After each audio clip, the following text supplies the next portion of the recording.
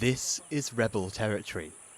In the east of the Democratic Republic of the Congo, the Rwenzori mountain range is the haunt of more than 100 armed groups. But by far the deadliest and most brutal is the ADF, the innocuously named Allied Democratic Forces. Here in Mutwanga, the local population lives in fear, their houses riddled with bullet holes from past attacks. A few kilometers away, Mwenda is a ghost town. Its inhabitants have fled. We were here when the attack took place. That massacre of 22 people made all the locals flee. When we found them dead, their bodies hacked with machetes, we decided to flee.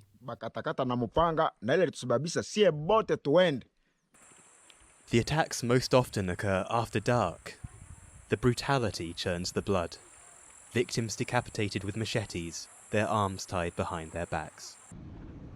In November 2019, the Congolese army launched its latest offensive against the ADF, in an attempt to drive them from their forest hideouts and vanquish them once and for all. People have bad memories when it comes to Mwenda, because some people lost several family members. The army had to intervene to get the enemy to leave the area, because they were here for at least 3 days. Soldiers patrol the hamlets in the Rwenzori foothills, part of their daily task of securing the area. They also reach out for help from civilian bodies. In Mutwanga, a joint project with the Congolese Institute for Nature Conservation aims to set up a dozen surveillance bases. But predicting the ADF's next move is tricky.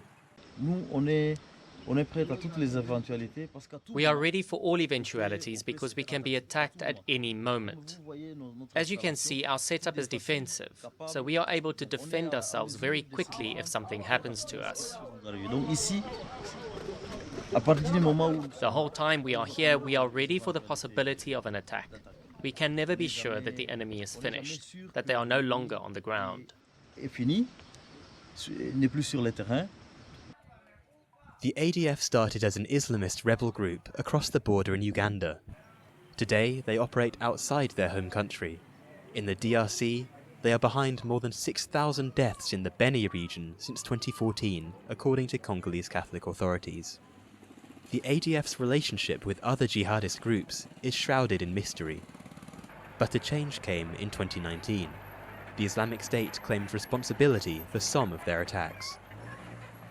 The war really took us by surprise.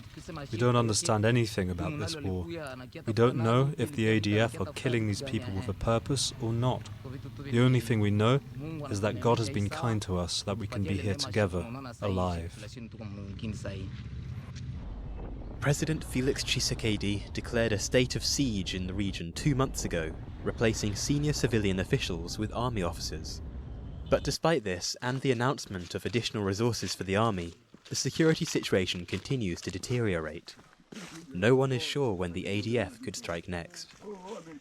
On June the 27th, a bomb exploded ahead of Mass in a church, wounding 2 women.